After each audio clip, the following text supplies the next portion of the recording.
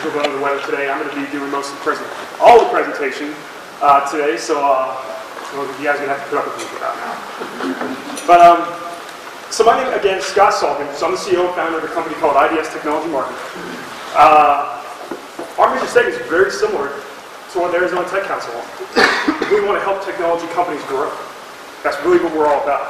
Because if they don't grow, quite honestly, and I think you guys can attest to the same thing, we don't grow. So for the last 3 years, talking about growth, we've grown actually about 200% a year. Started out as myself doing a one-man consulting show after working with a couple of startup companies and then Cisco systems for a number of years. And now we've got about 20 employees out in Phoenix, in the North Scottsdale area. We've got our typical kind of agency services, graphic design, web development, copywriting, everything you kind of think of in terms of digital and print and strategic marketing. And we've also got a business-to-business call center a couple blocks away where we do outbound telemarketing, appointment setting, things like driving attendance to events, lead nurturing, things like that for our clients. So an end-to-end type of agency, but 100% dedicated to high-tech and business-to-business high-tech. So that's who we are. So I appreciate all you guys joining us today. Before I can get started, this is something I talked about yesterday, but one of our goals this year has really been to get more involved with the Arizona Technology Council. We've been a member for a couple of years, honestly, probably not taking advantage of it the way we should have. Last year I had the opportunity to go out on a trip with them to Washington, D.C. with their CEO, Steve Zylestra, and a couple other CEOs from the high-tech industry around Phoenix and around Arizona. Awesome experience, which kind of led me down the path of really wanting to get more involved with the entire technology community in Arizona. It's something that, of course, as a business owner I want to do. But like all of you, you guys know how it is. It's tough finding the time sometimes. So what I'm trying to do this year, part of my goal, and kind of this is phase one, is getting out there and get more involved with the technology community and get more involved with Tech Council. So I saw a lot of you guys raise your hands if you're members. If you're not, try and find out more about it. And they're not paying me to say this. I'm saying this out of the bottom of my heart. So that's kind of my thing about the Tech Council. So real quick about myself again, I started out in high tech working with nonprofit. So in San Diego, I worked for a company somewhat similar to the Tech Council. It's called the San Diego Regional Technology Alliance. We were really focused on helping high-tech companies get more familiar with venture capital, angel funding, things like that, helping them find out how to put together the business plans and the strategies to help them grow. So very similar to what the Tech Council is doing. We also had a community development program, which I was pretty heavily involved with and helped launch and kick off and carry on. Was involved with Junior Seau, his foundation, the late Junior Seau, unfortunately. And we helped put computer labs in the community centers within low-income areas around San Diego. Companies that were, or areas that were affected by the digital divide. And there was a lot of impact that we found between folks who had access to technology and those that did not. Huge impact in terms of what their future was like, what their educational opportunities were like, what their job opportunities were like. And this was about 10 years ago. So we've kind of seen how that's progressed over the last 10 years, and technology has become more of a part of our life than ever before. So that's where everything that we're doing these days is continuing about helping technologies grow. And really, at kind of the core of our business is still that belief in help. Technology is a really important part of our lives, but the best technology you can have in the world won't have an impact unless you get it into the hands of the right people. And that's about finding the target audience, getting it into their, researching who they are, talking to them, marketing to them, selling to them, socializing with them, using the right tools and resources that are out there. So it's about getting technology, having good technology, but getting out there to the right people as well. After that, I went on to Cisco systems. So I spent about 3 years at Cisco when I was an account executive, a sales rep. I went through a training program out in North Carolina with them, and that's actually how I got out here to Arizona. They moved me out here where I worked with their outside sales team, working with commercial accounts and a few enterprise accounts as well. That is where a lot of the core beliefs and things that I'm going to talk about in terms of how sales and marketing align. Without sales, what can marketing be worth? Who is your customer as a marketing person, as a marketing executive? It really is supporting the sales group and aligning with those and making sure that from a company's goals, from what they want to execute, what they want to achieve, that marketing and sales are working together to get that done. So after doing that, I then went back into marketing and I actually started working with a couple of startups. One was called NetPro Computing. They were out there, they were out in Phoenix. And I worked with them to help grow the company. I joined them when they were about 6 products and about $3 million in revenue. We grew the company to about 15 products, about $30 million in revenue, and it got sold to Quest Software, who just recently got acquired by Dell. So that was a great opportunity for me to get, learn even further and work with a lot of agencies as well to find out how, how are agencies working in terms of helping technology companies grow. And one thing that I really found was that a lot of agencies just didn't get it.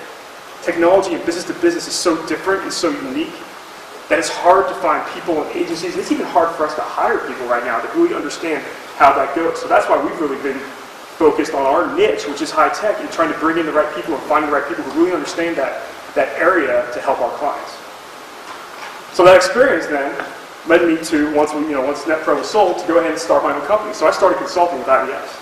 It was called Identity Studios at the time, because that was kind of the name that I found, and I bought the .biz URL, and I was out there just kind of off and running, trying to find clients and trying to start my own consulting gig, and working with mostly, high-tech companies, but working with a little bit of everyone. But as we continue growing, of course, your business grows into more of what you know and what you understand.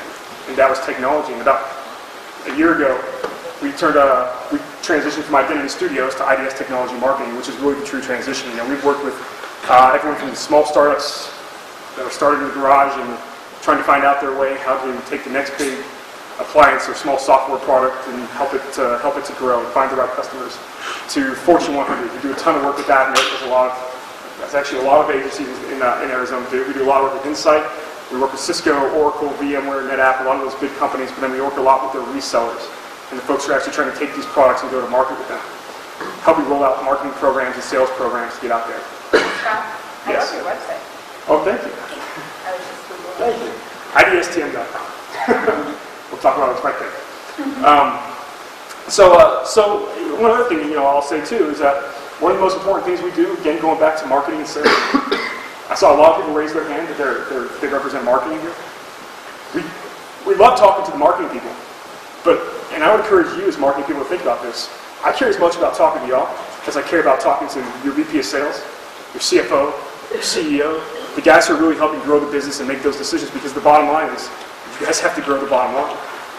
It's important to figure out how you're going to make marketing grow your revenue, possibly bring down costs, increase margins, shorten the sales cycle, and help your companies grow.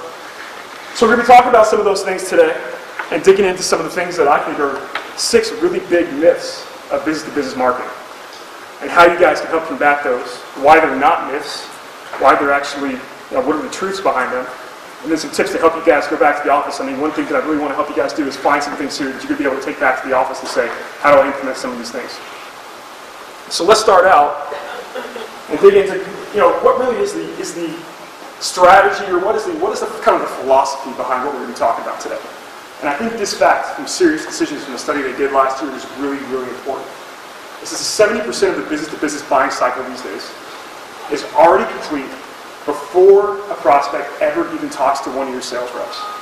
Before they even step in the door, before they fill out a form on your website, before your prospect ever even calls them, before you go out and do a demo, before you go out and show someone how your product works or hold a webinar or anything like that, these guys already know who you are. They want to find out about your product. They know what they want. They're really educated. 71% to close is about sales and marketing. So it's about having good sales reps who are enabled, who know what they're out there to sell, who understand how to sell it, who are educated, and can go out there and close some deals. But marketing has a place throughout all of this. Because marketing's got to drive those leads. They've got to drive thought leadership. They've got to work with your executive team to make sure you're out there doing the right things. But then they've got to work with the sales team to make sure they're enabled, to make sure they've got the tools and resources they need to help them drive them through the entire sales cycle. Because the sales cycle may start with 0 and go through 100. Marketing's got to be through that entire space. And that space has changed a lot over the last couple of years. 0 to 70 and 71% to close. So we're going to talk about how some different areas impact that. So the first myth we're going to talk about is the fact that social media is for B2C consumers only. And I think this was a myth. I would say this still is a myth. Part of me wants to say, okay, this is a myth a few years ago, and a lot of people have gotten over that right now. They understand that B2B marketing is important. In terms, social media is important to B2B marketing, but still, a lot of people are doubting it. But there's some really interesting facts out there that show otherwise. So the fact is, in 2007, 15% of B2B marketers thought that social media was important, but look where that number is today, 91%. So that means that all of you guys are thinking about social media. And you're thinking about ways to use it. And you're thinking about how you can use it to engage with your customers, to drive thought leadership, to help your sales team, and to use social media to drive home revenue. So from that 0 to 70% that we were talking about before, think about how social media is impacting that. Think about the content and the collateral and the things like that that you're getting out there. Think about the conversations that you're having with your sales, with your prospects, and where you're having those these days.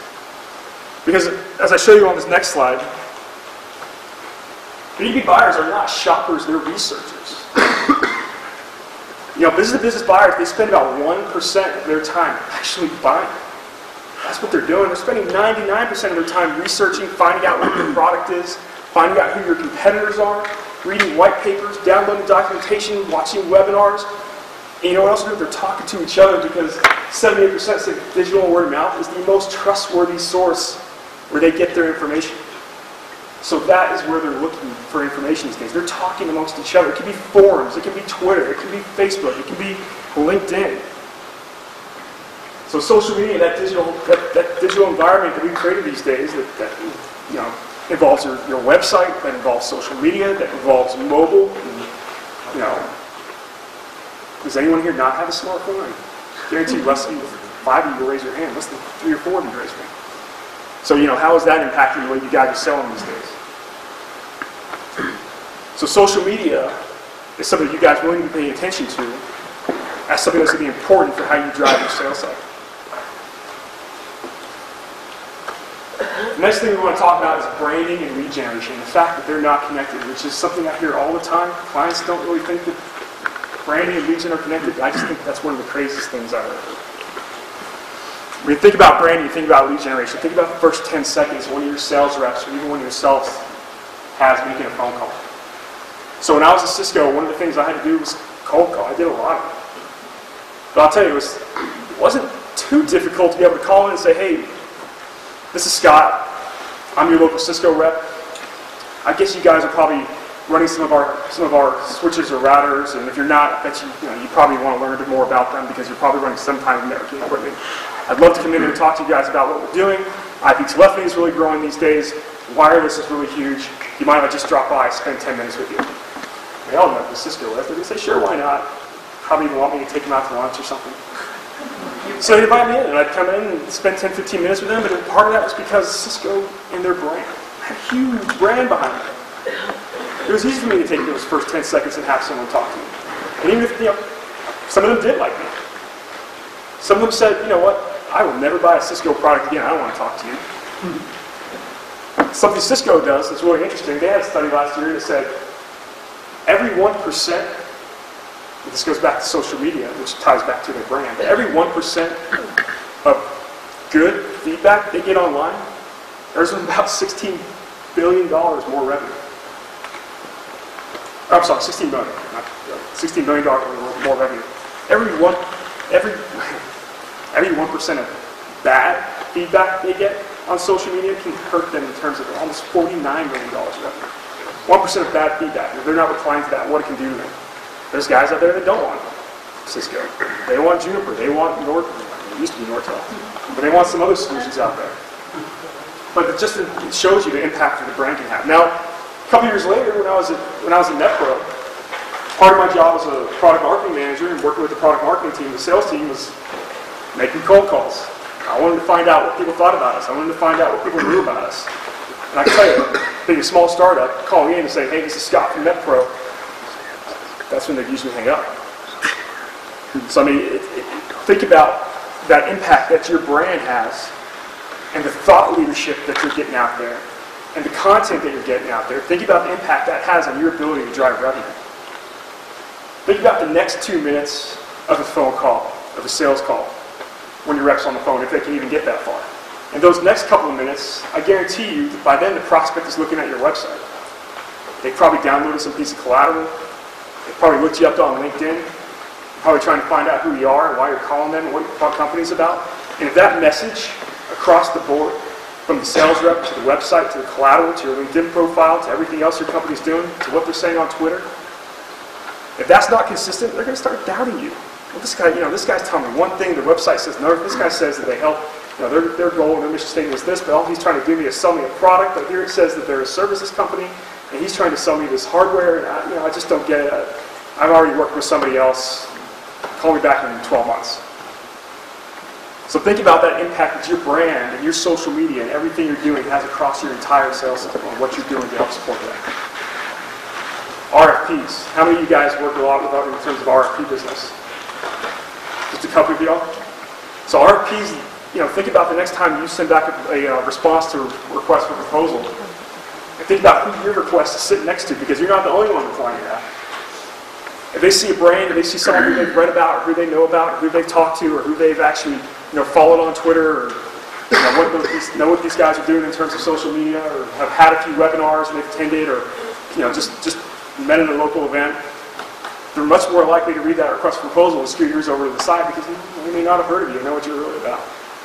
So again, I cannot tell you how important branding is to what you guys are doing in terms of lead generation, in terms of building your pipeline, and in terms of closing deals. It's important from 0 to 70 and 71 to 100, each part of it. This is something I think is really interesting. I joked with Rachel, I said, people always tell me not to have more than 3 bullet points on the slide, so I just included one. But this statement is really, really important. Like in B2B sales and lead gen are no longer simply about the relationships between prospects and sales reps. It's more about the brand assets, the thought leaderships, and emotions that are built from the vast amount of information that's out there these days and how prospects have access to what you're trying to say and who you are. It's on social, it's on the web, it's on mobile, it's everywhere. So make sure that you guys are paying attention to your brand as much as you are to your lead gen, because I guarantee you it's going to reduce the cost of what you guys are spending to sell a product. And if you can do that, what are you doing? You're increasing your bottom line, you're increasing your margins, you make your CFO happy. Well, if your CFO happy, he's going to spend more money on marketing, he's going to spend more money on sales, he's going to hire more sales reps. It's a continuous cycle. So how does this stuff all play together? My next myth is that sales enablement is optional. And sales enablement is by no means optional. 57% of business-to-business buyers feel that their sales reps who come out to visit them are typically not prepared enough for that initial meeting. That is horrifying. Can you imagine being a sales manager and hearing that half of your reps go into meetings and your customers feel like they're not prepared? They don't know enough about the company, or they don't know enough about the product that they're selling. We've run campaigns with companies before where we go out there and do a lead generation program where one of our clients, we had a program, Rachel can talk about this, she helped manage it. It was $1 million program that a client was running with us.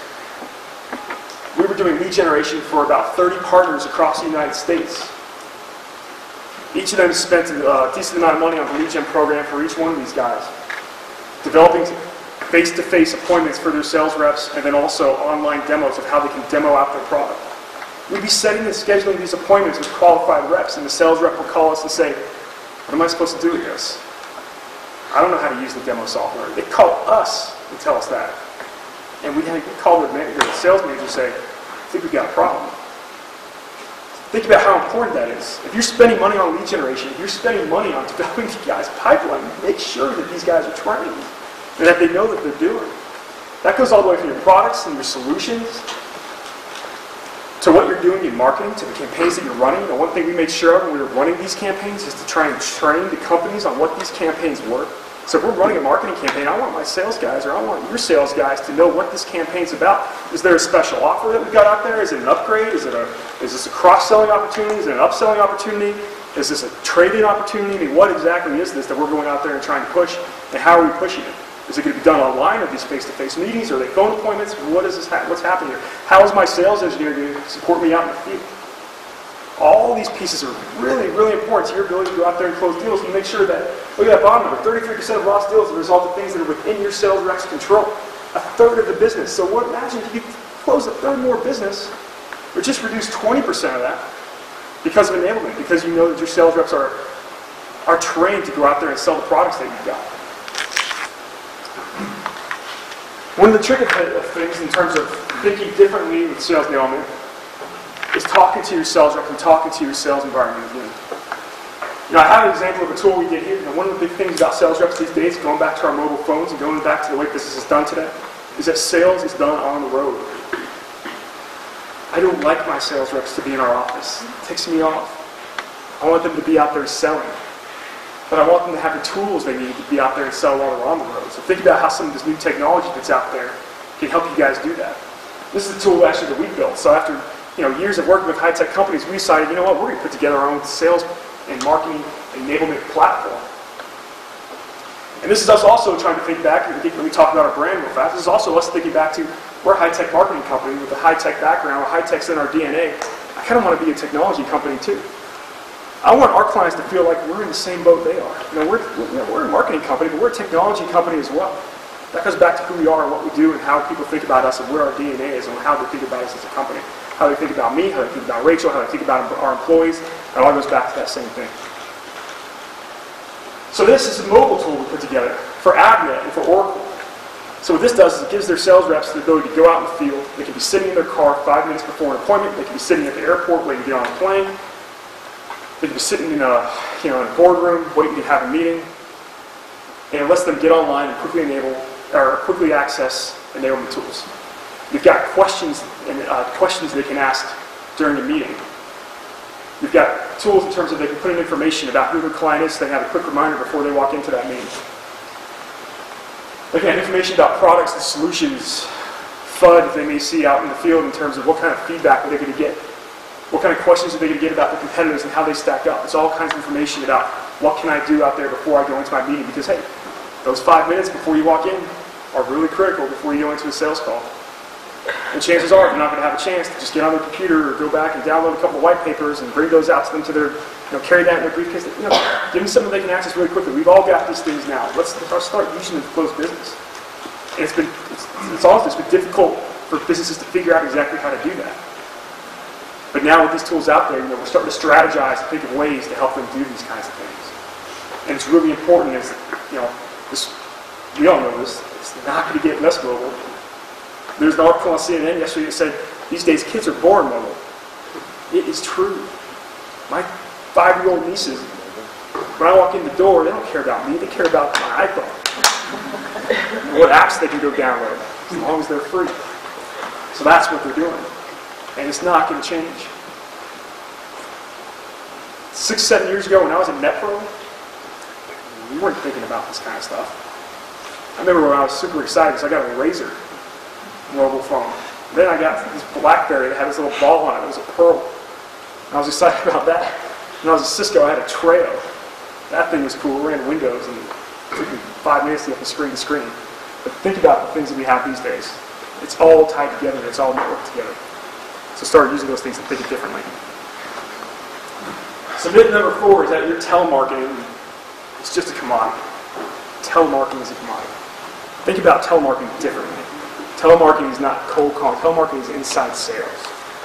We're going to go out a little bit outside the box here. You guys have to think about the way I'm going to think here. But you got to think of these, okay? So this guy's name, for those of y'all who don't know, is Marshawn Lynch. He's the running back for the Seattle Seahawks. They call him the Beast. He goes with the beast mode when he goes and he runs the ball. So Marshawn is part of this big strategy for who the Seattle Seahawks are. They like to run the ball a lot. They give him the ball 20, 25 times a game. He gets a yard here, 2 yards there, 3 yards here. Maybe he'll get lucky and get 5. Last week he got down to the 1 yard line and fumbled the ball. He fumbled the ball at the 1. No one was happy about that, but you know what they did the next time they had the ball? They kept on giving it to him. And they kept on giving it to him.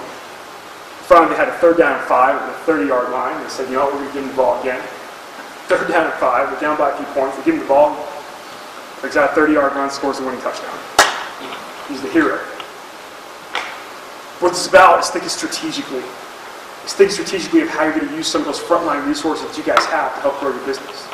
And thinking about telemarketing as a really critical piece of your business. It's not about just using it just to, run a campaign here or there, or, hey, we've got 20 contacts over here, let's just do some telemarketing, or let's buy a list of 5,000 people from Hart Hanks and just do a cold calling campaign because we got a little bit of marketing funds from our supplier. It's thinking about how telemarketing is a critical piece of your business, how it fits in with your sales cycle, how it fits in with your entire organizational goal of what you guys want to accomplish. Is telemarketing something that's going to get appointments for your teams? Is it something that's going to drive leads? Is it something that's going to invite folks to really important events and webinars and things like that? Is it something that's going to actually help you build lists? Because data is one of the most important things in your business, and there is no questioning that how can telemarketing play a piece of that? Oops. So what I've done here is I've put together our 3 Marshanisms of B2B telemarketing. So Marshanism number 1 is that Marshawn is to Russell Wilson, who's the Seahawks quarterback, what telemarketing is to social media. You can tell Russell and Marshawn are very different people. But the question is, I say, do you want to be the beast, do you want to get results, or do you want to be pretty? Social media right now, I told you guys how important it is, and it's really pretty, and it's sexy, and people really want to have a piece of it, and they really want to bring it into their business, but telemarketing is really driving the pipeline. This was taking those opportunities and bringing them to the next step. So as important as social media is to your strategy, I can tell you right now, telemarketing, your sales group is just as important to that strategy. Don't discount one for the other one. Think about how you can use them together. Number 2 is that Skittles are to Marshawn what data is to telemarketing. So for those of y'all who may know a little bit about Marshawn Lynch and football like I do, probably way too much, is that Marshawn loves his Skittles. Last year he scored a touchdown and was talking about how much he loved his Skittles, and a week later Skittles sent him a vending machine that he now has in his kitchen. The shoes he wears on Sundays, I kid you not, Skittles sent him a special pair of shoes that have Skittles engraved or whatever you want to call it, sewn into his shoes. When he scores a touchdown, fans love to throw Skittles on the field and happy all the way. My point here is that the thing about Marshawn is that it costs the Seahawks $8 million a year. They better bet that they're giving him his Skittles, and they're giving him only the finest Skittles. Okay? Companies are spending a lot on their telemarketing. They're spending a lot on their inside sales. So why in the world would you be feeding it bad data? Why would you be taking your telemarketing, which is such an important piece of your business, which is so important to your sales reps, and giving bad data? We have clients that come to us all the time, and like the example I used with Hart Hanks a few minutes ago, they'll say, we want to run this telemarketing campaign, I've got 20 grand, I've got 1,000 contacts I just bought from, I just bought these 1,000 contacts from Hart Hanks, and let's just dial it. And that's what they said, let's just dial into it and see what we get. It's like, what are you doing? That's $20,000 you're just putting in. That's you can get, you can spend that on a great employee to bring in, a great experienced rep. You can spend that on, doing more things. Why are you spending it on just taking a list of 1,000 people and doing some telemarketing? Don't do that. But that's what they do. But think about the different things you can do with telemarketing. Think about the different things you can do with your data. Good data is going to get you 2 to 3 times better results. If you're going to be spending the money on these types of things, pay attention to the contacts that you have. I know that new customers are great. New logos, as a lot of our clients like to say, it's great to get a new logo, to get a new customer in your pipeline. But think about all the data that you probably have as a business, of people that you've sold to before, people that you've called to before, that are in your CRM system, that have some information you've got about them already, and think about ways you can start utilizing that. Think about how you can start nurturing some of these leads, some of these contacts. Calling into them, make a phone call once a quarter. You don't have to drive them, call them once a week or once a month, but just once a quarter. Use some of these contacts that you already have to do cross-selling or upselling types of campaigns. Think about strategically what's to grow your business. We all know that old saying that it's a lot less expensive to grow an existing customer than to get new ones.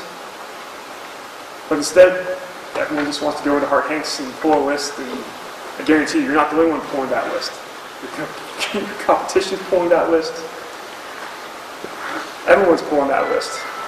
So think about what you're doing with that data. Make sure that if you're going to do that spend on telemarketing, that maybe you're doing something before just going through and making that appointment setting campaign. If you're going to spend the money on that list, sometimes list buying is okay. I'm not saying at all that list buying is bad. But if you're going to pull that list, instead of spending that 20 grand on making those calls and trying to set appointments, spend a couple $1,000 prospecting into that list and qualifying that list and seeing who's actually real. A lot of times we'll get that list and we'll send an email first. We'll blast an email out to those 1,000 people because I guarantee you probably 30% of them are going to bounce back. So a customer will come to us and spend $500 sending out an HTML email blast to these guys, and they'll get back 30% that are bad that we would have spent hours trying to dial into and not knowing that. So think about how you can start qualifying and prospecting and building that data first before you spend the money on actually doing the telemarketing.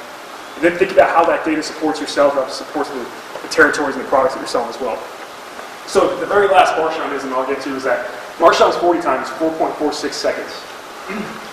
It takes about 80 dials to find a lead. That was discovered off of about a study last year that was about, I think it was 59,000 dials that were made into contacts. And what they found is that every 80 dials, they find a decent opportunity to lead. It may not be advanced qualified lead, which is budget, authority, need, and timeline, but it was a lead. So really the point that I'm trying to make with that is that, it's taking Marshawn Lynch years and years of hard work and dedication and training to be able to get that 40 time down to 4.46 seconds. And he's still working on it. He's still training every day. So you've got to have some patience, you've got to have some strategy behind these campaigns, because don't just expect to go out there and run a telemarketing campaign and start, see those leads start coming in. Sometimes it takes a little pre-qualification, sometimes it takes some additional calling. But have some patience with these campaigns. If it doesn't work for a week, don't cut it off. If you're not seeing the right kind of leads after a month, don't cut it off. Think about what you're doing with that. Think about, go back and just like everything else you should be doing with marketing, look at the metrics. Look at what's happening. Review the script. Talk to your callers and see what their experience when they're making these dials.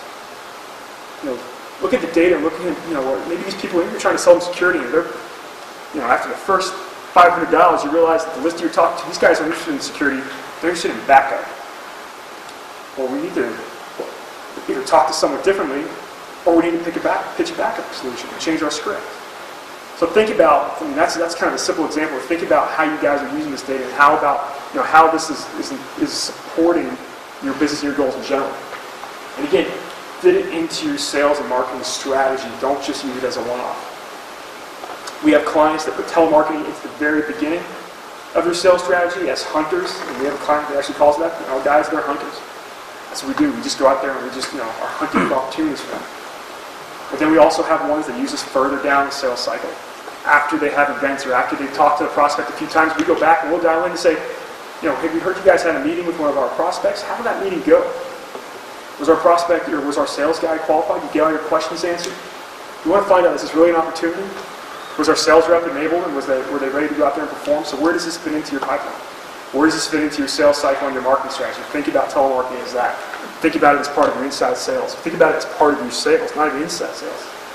Don't just go out there and run these short campaigns. Our next myth is that print and direct mail are dead. And some of you guys may be as surprised as this guy to find out that is not true at all. 79% of business marketers surveyed last year by Marketing Service said that direct mail is more effective than email these days. If you're doing it right. If you're targeting the right people. If you're using your budget appropriately. Think about, we had a client, we worked with IBM last year on a campaign where they wanted to target CFOs.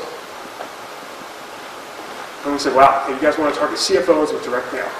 They wanted to send a postcard. I said, okay. Don't send a postcard to a CFO. What is he going to do? It's not going to get to him. His secretary is going to look at it and say, it's going in the recycle bin. So we did, we worked with them. They wanted to do this campaign for about 20 resellers across the U.S. And what we decided to do is, we're going to write a handwritten letter. We're going to write a handwritten letter from one CFO to the other. So the CFO of these resellers that we were working with would write a letter. He'd put in a quote from the CFO of IBM. And he'd hand sign it. And then we would attach that to a special white paper that we wrote that was specifically about how storage is impacting CFOs and the bottom line. It was specifically from CFO to CFO. And then we put those letters in yellow envelopes, put a stamp on them. We hand wrote the address line on there, and we sent it out. We got about 35% return rate on this. It's personal. When you put a C in front of someone's title, they feel a little bit entitled. They want to talk to someone. They want to feel like you're on the same level as they are. They want to. When you write something for them, when you write them a personal letter, just send them a document that says, "Hey, listen, As from CFO to CFO, I found this report really enlightening. I think it's something that you should probably want to read as a growing company yourself. Just thought I'd send it out to you. We'd love a chance to talk to you more about it if you ever have some time. Then we'd have a telemarketer call me. Because out of that return rate, none of them called us back. They're CFO, I don't want to call it back. But once we called them and said, hi, we had our sales reps call off and asked the secretary for the CFO that was writing the letter on their behalf and said, we'd love to come out there and meet with you. I'm a secretary, I'd love to work with you to schedule meetings. Sometimes it'd be secretary to secretary scheduling those meetings, but it was getting people in front of people, and it was getting them at bats. So when I say getting them at bats, I mean, if you got a good sales guy, they should be able to go out there and close the deal. You got to give them at bats. You got to give them chances to go out there and do that. And when I was with Cisco, I'll go back to it. I just want at bats. I just want to get in front of people. And that's what they should be doing. So direct mail, perfect example of how you can use that. You've got to use it strategically. If you're going to be doing a campaign to CIO, do not send them a $50 gift card. I'm sorry, do not offer them a $50 gift card for taking a meeting with you. That is insulting to a CIO. They're going to think that you think that they want a $50 gift card. They're going to think that you're trying to bribe me to take a meeting with you. I cannot tell you how many people have come to us wanting to send $50 Amazon gift cards to a CIO. Or when the gas crisis was happening, we wanted to send a $50 Chevron gift card or a Shell gift card to someone. Come on. You cannot do that. Do not waste your budget. That budget is vital. Ask your own CFO. Don't do that. It's those kinds of things. And it can be insulting to these guys. And if you're going to offer them that gift card, don't do it on a postcard. You got to think about those kinds of things. Don't laugh at it. It's hard for us not to laugh at it. These are the kinds of things. Part of that's because it's keeping up with these kinds of things, these kinds of trends, and what's going on out there in marketing things. It's not easy, man. It's tough for me to do it. I run a marketing company. But it's hard for me to actually keep up with these kinds of things all the time. So you've got to get out there and stay educated yourself and keep on learning about these kinds of things. But the resources are out there for you. So let's go, next slide real fast. 6 important tips to help you avoid the recycle bin and do direct mail. Set some goals. So like we're talking about, set your goals. What do you want to get out of this direct mail campaign? Is it an awareness piece? Maybe you're just getting an offer out there. Maybe you're just getting out there to tell people about your brand. We've had companies that say, hey, we just got a new Oracle certification, and we just want to let some people know about it. This is not a lead generation campaign. We just need to let our customers and our prospects know. So they send a piece out. Is it lead generation? If it's lead generation, how are we going to integrate it with what else we're doing? How are we going to take the direct mail piece and integrate it with a landing page? How are we going to tie our telemarketing back into that? How are we going to integrate that with what we're doing overall? Define your audience. Who are you marketing to? CIOs, CFOs, very different audiences. You've got to have very different messages for those guys. IT directors, network administrators, very different again. Those guys you may want to offer a $50 gift card to. You never know, Network admin, he's been in his job for 5 years, but he's the one that makes, the suggestions to his boss about what they should do, and he may want a $50 gift card. It would be pretty cool for him around the holidays to get a $50 gift card and be able to go buy something on Amazon or download $50 worth of iTunes music. That could be a really cool offer for those guys. So think about who you're marketing to and use the right types of media. Make a good offer. What's your call to action? Call to action doesn't always have to be we're going to give you an incentive to come meet with us. Call to action would be, hey, we've got this great cost savings calculator we put together so that you guys can see how your data center can be improved. You can save 30% on overhead costs by implementing some of our solutions. We'd love to take you through a demo of how this cost center works. I'll ask you 10 questions, and or you can just go on this landing page, answer these 5 questions, and you'll get an immediate result of showing how much you'll save. It can be any kind of call to action. It can be your phone number, it can be anything.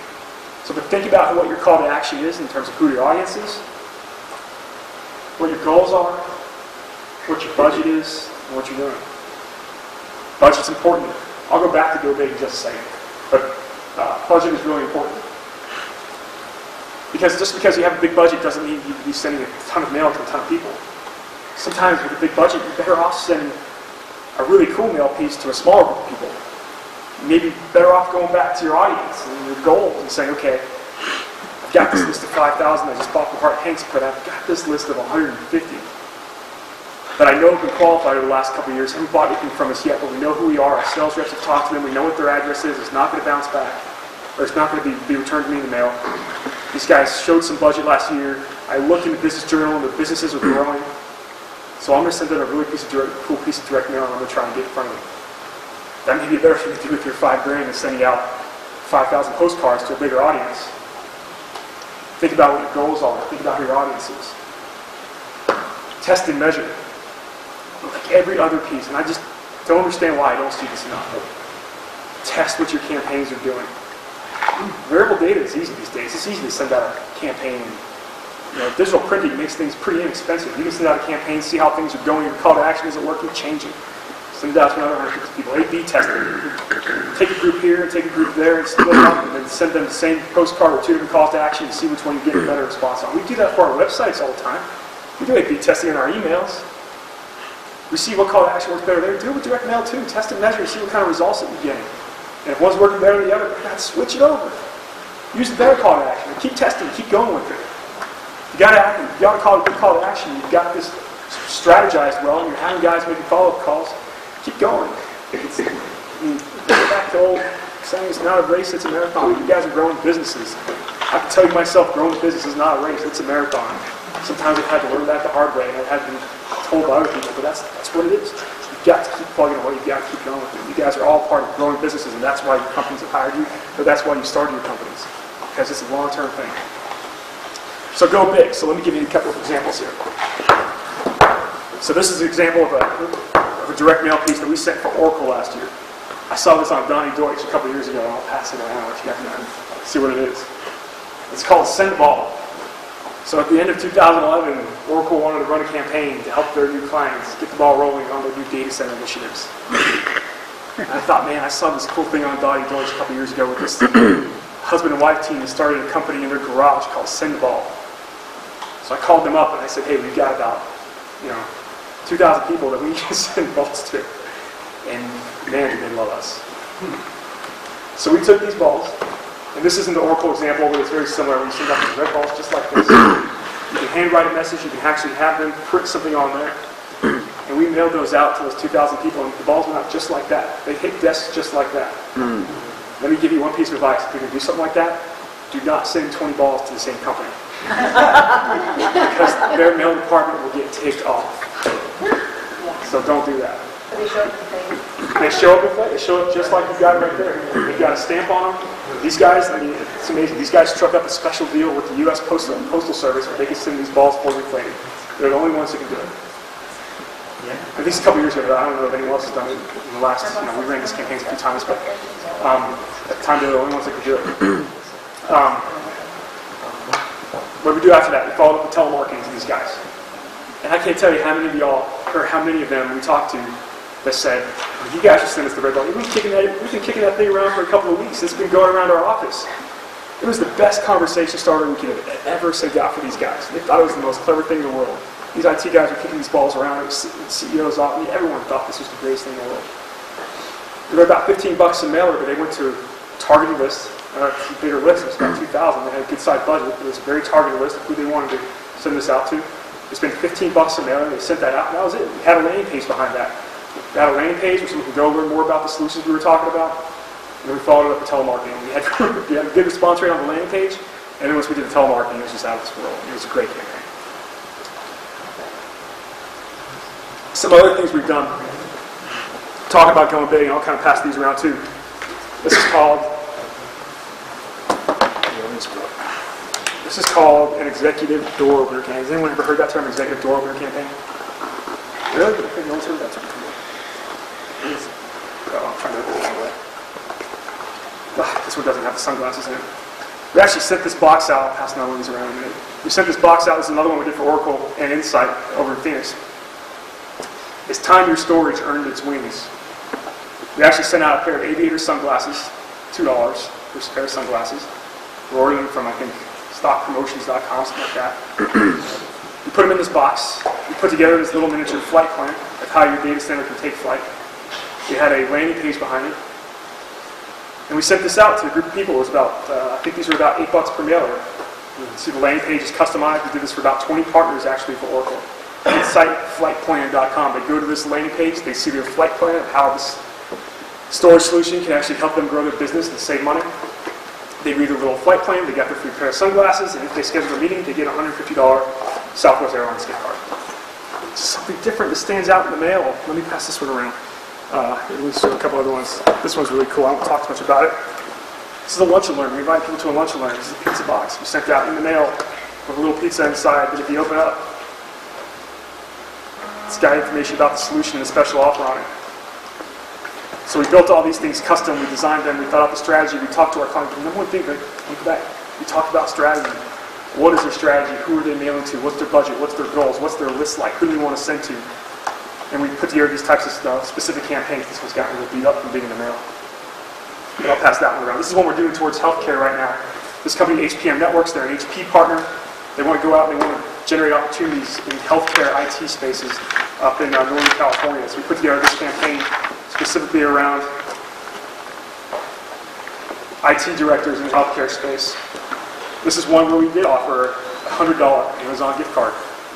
This is for IT directors. A little stethoscope in there just to kind of get their, thinking that we're thinking about them. A little USB toy in there as well. Really cleanly designed. You open it up, it's got your call to action right there, right away. So I mean, these campaigns, it's thinking outside the box. I'm not going to tell you these things are cheap. These companies are spending, sometimes $10, $15 on these types of campaigns, but sometimes a $10 or $15 mailer for 100 prospects is a lot better than a $2 mailer for 1,000. It just depends on what you're doing. These types of things, and you want to talk about direct mail, getting through pieces, and why direct mail is working a little bit better.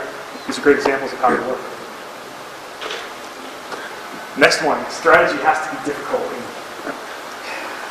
No, it doesn't. It doesn't at all. B2B marketing is by no means rocket surgery, folks. Stop acting like it is. Yes, I said rocket surgery because I'm doing some crazy. Just a little bit of strategy can increase your ROI 2 to 3 times. That's a big number. We're talking about return on investment, 2 to 3 times. Fire, ready, aim is not a strategy. That goes back again to buying a list of 1,000 people, sending out a direct mail piece, dialing up some telemarketing, and just saying, let's go, fire, ready, aim. We'll talk about strategy later. That's not a strategy. Strategy does not have to be difficult or expensive. Strategy can be easy sometimes. You just have to know what you're doing, I mean, you've got to break through to get to, some specific areas. I call these Super 8. It's 8 questions just to catch your campaign off to a good start. This can take you 30 minutes, and they can increase the results, the likelihood of you getting good results in your campaigns. It goes back to some of the things we talked about a couple slides ago. And this will look familiar to pretty much anything you're doing. If you're doing telemarketing, if you're doing direct mail, if you're doing email, if you're doing social media, whatever you're doing, think about these 8 things. What are your goals? What can your sales guys sell? Are they enabled? What's your budget? I'll send this out to you guys also. Don't worry about that. Who's your audience? Where's your list? Where's it coming from? What is your offer? What resources do you have? Content, things like that. Sales guys, engineers, what resources do you have? Who do you have to be there to support a sell? If the sales guy is going to have to sell a specific product and it's a difficult sell, you may need an engineer there. Do you have enough engineers to support this activity? What media should you use? There's so many options out there for you these days. Who are you marketing to? I'll tell you one thing, if you're marketing to accountants,